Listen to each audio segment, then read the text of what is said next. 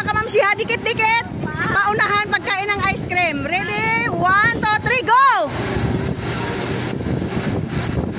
Sino yung makauna? Siya yung may 100.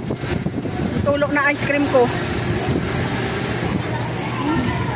Hala! Si Josephina! Hala! Hala! Ubusin mo sa bunganga! Parang si Josephina ang nananalo ah.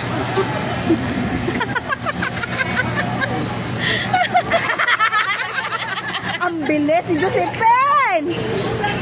Grabe! Sa kanila mayroon pa mga mamsyo. Wala. Si Josephine talaga yung nauna.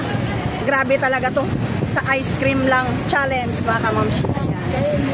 Nanalo na. May nanalo na sa ice cream challenge. Ice cream challenge mga kamamsyo. Si Josephine from United Kingdom. Ano ba?